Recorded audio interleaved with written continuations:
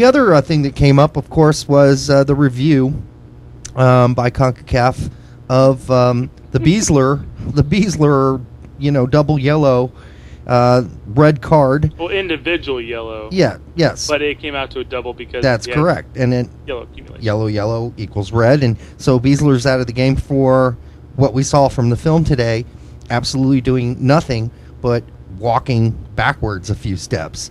And what Campbell did is disgusting. That was a complete dive. I hope he gets penalized and banned for 3 games. And you know what, Brad? I am sick of people telling me, well, that's part of the game. You know what? No. You know what if urinating on your opponent during corner kicks was part of the game?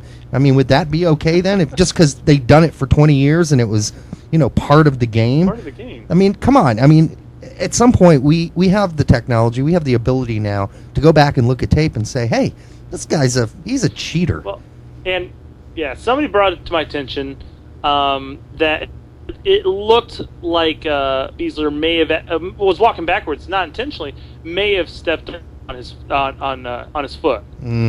Saying that, if there was contact, it was minimal. Yeah. And he embellished like a mother. Oh my God! Yeah. He went down like he got sniped from the top standing.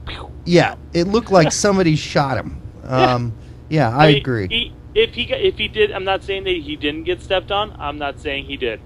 I'm saying if he did, he milked it for everything. So trying to draw a card. So what? I guess based on what we've seen on the video, if you're a line judge or even the ref, I mean, how do you make a decision to give a guy a yellow card for something either you didn't see or B, if you did see it, then you're freaking blind. You know what I'm talking about? There's two ways to look at that. Even if there was contact, even if he stepped on his toe, was not yellow card worthy. It's not. Besler didn't even see him behind him. He looked back, noticed that he's there, was walking backwards. He didn't intentionally stomp down with his foot. He didn't move, change directions to try to do it. It was an accident if there was an accident. If he did stomp on his foot purely by accident, does not deserve a yellow, doesn't even deserve a foul for that matter. Yeah, you know what that is, Brett? It's a drop ball. That's a drop ball. It's a bullshit foul. That's what that is. That's it. Because if you saw it and you gave him a yellow for what you think you saw, that's shit because it obviously was not a foul. Mm-hmm. And if you didn't see it and you just were giving out that yellow based on all the rolling around and dramatics that Campbell did, then you're also too because you didn't see it and you were just reacting to the acting, to the drama. And so either way for me, that's just incredibly poor refereeing. And we need to cut that out. And the guy that handed out the yellow should be sat down by CONCACAF and said, hey, you watch this with us. You tell me where there's a foul. Hey, you ever pull another call like this, you won't be refereeing for CONCACAF anymore. You can go back to your little country where you referee, and that's where you will referee. You won't be refereeing for CONCACAF, where all the where the bigger money is, obviously. So you made the comment about all the rolling around, and every time when somebody talks about that, like the players rolling around and stuff like that, it always reminds me of when Blanco was with Chicago, and Siggy with Seattle. Just kept talking about it. He's like, he kept bringing it up. If a player's injured, you don't roll around on the field. You don't roll around multiple times. Once, you're hurt. Twice, you're hurt, but you're milking it. 3 times, you're faking it. Yes. And that was a big thing because Blanco would roll around like the worst actor ever. But he would draw the foul because he has that international presence, Sure. But it was just No, that's true. If you're rolling around, if you're really hurt, you're not moving. We're former players. We've all been kicked in the shins. I'll tell you, when I popped my knee about a year ago, when I hit that ground, I did not move. Yep. Until I got up and walked off or hobbled off the pitch. Yep. I was not moving. Because I think your first thought is, holy what did I just do to my knee? Yeah. Or for me, it was my knee as well. Yeah. And it's just, what's wrong with it? Is this serious? Am I going to have a freaking all kinds of weird things roll through your head? Am I going to be able to play? Touch it, don't touch it, don't touch it, don't touch it. Yeah, please don't touch it and tell me. I know something's wrong. Just get me off the field. Don't wiggle it around. I hate when they do that. Oh, by the way, you did notice that the beIN Sports announcers referred to Besler as Besler all game long? They must have been listening to our show this entire time. They must have, or they may have been pronouncing his name properly. Think of that. All right, so okay. So we go to Costa Rica and we drop a major egg. I mean, all right, Bradley. To be fair, Bradley goes out with that twisted ankle. That changes. They throw, Cameron in there, and he looks like a deer in headlights. And Jones gives the ball away, a trillion times in the first 20 minutes. And we just look like we're totally out of sorts. Zusi plays like garbage. LD and Clint get no service. Orozco looks broken on the right wing. I mean, it just looked bad. It really looked bad. It was one of those things. I didn't blow a gasket whenever we lost there. Yes, we played like crap. We really did. However, when do we look good going into Costa Rica and playing in Costa Rica? Yeah. It's never been one of our places where we can go in and do well. Mm-hmm. So when we lost there, I'm like, that sucks. And we played like crap. Yeah. But we'll pick it back up. We'll do whatever. Yeah. And we dropped a deuce there. Well, but I mean, the thing for me, Brett, about it that I found disappointing, there were two things really. Yeah. One, the decision to play Cameron with Jones in the middle. I thought that was silly. You've got Beckerman there. Why experiment? Leave Cameron out on the right back spot. Don't experiment with Orozco. Don't experiment with two spots. You experimented with Orozco out on the right back spot, and then you went ahead and screwed around some more and played Cameron behind Jones or with Jones. Don't do that. Just put Beckerman in there with Jones. They played together before. They understand each other. They know what's going on, which was evident during the Mexico game. And then just leave Cameron at the right back spot where he was going to play in the first place.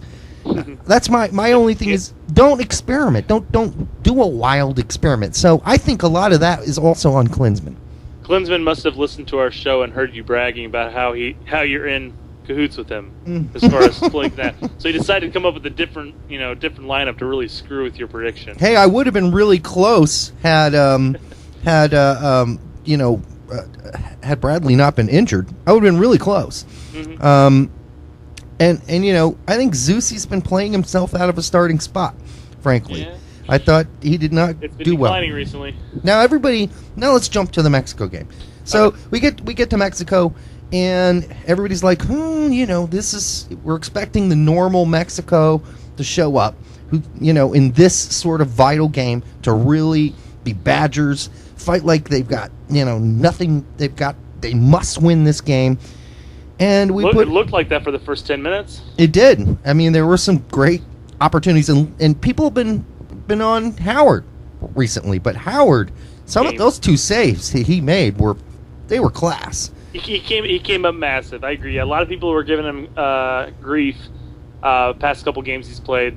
But man, he came up big against Mexico. Yeah, and everybody's saying Guzan. Hey, listen, Guzan's a great goalie, but he's not been perfect even this season for Aston Villa. I mean, I don't know if anybody watched the Liverpool match, but that goal, I mean, that was scored against Aston Villa, he jumped out to stop somebody who had the ball and literally dove to the ground, 5 seconds before he needed to. So, listen, Guzan's not perfect, but Howard showed why he's number one, and I think that was important.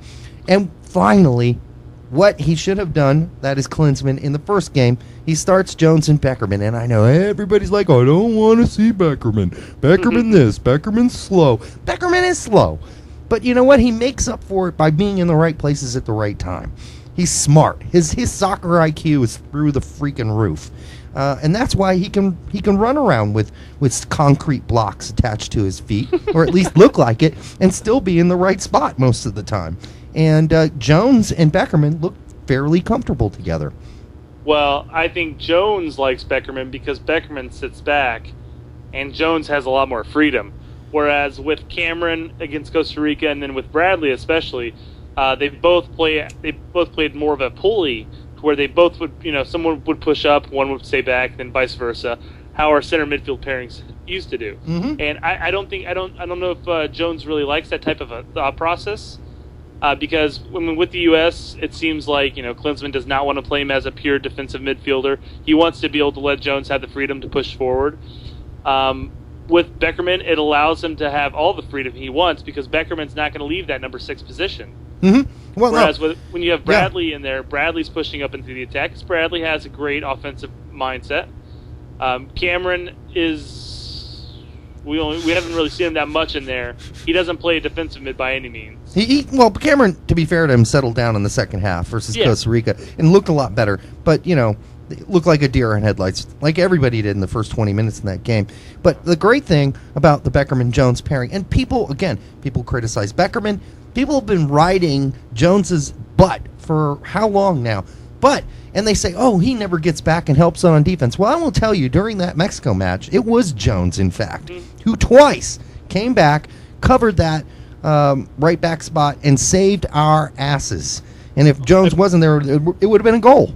Simple as that. You know what? I think Tight Shirt had the exact comment that you just made. Mm-hmm. He's like, I've been overly critical on Jones about getting back on the defense, but if it wasn't for his hustle, this ball would have been placed across the 6-yard line. Yeah.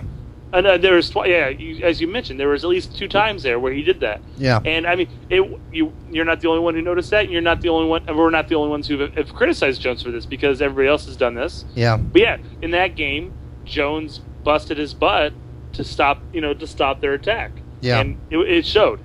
Yeah.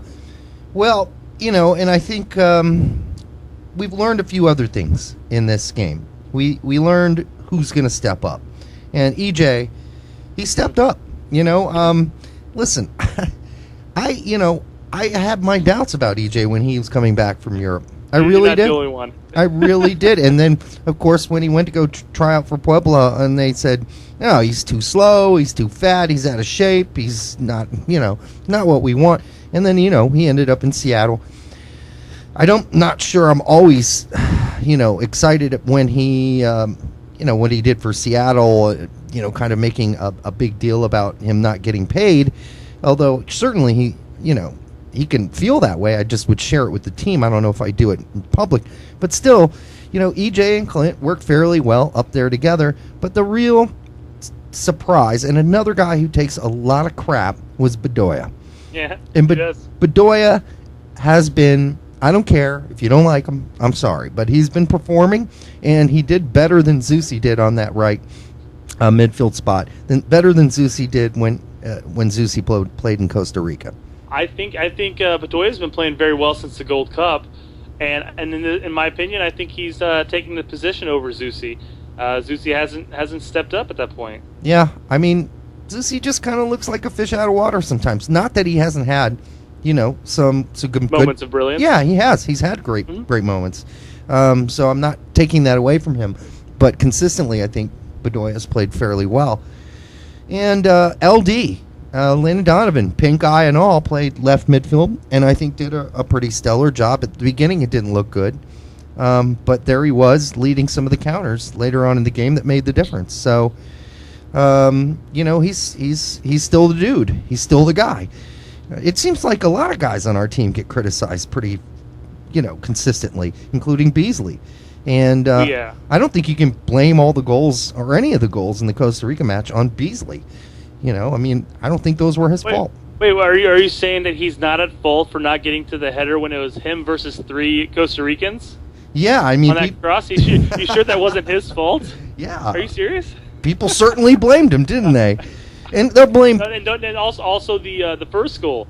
I turned... Because I went to Teddy's Burger Joint to watch the game because they were throwing a wonderful special for Brickyard Battalion members. Oh, yeah.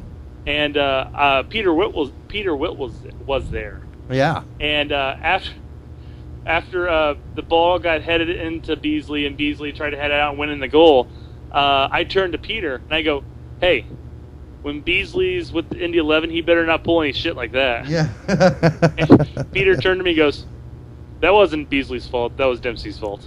Yes, it definitely was not Beasley's fault. But he blamed Dempsey. He blamed Dempsey. That's funny. No, I thought Dempsey was...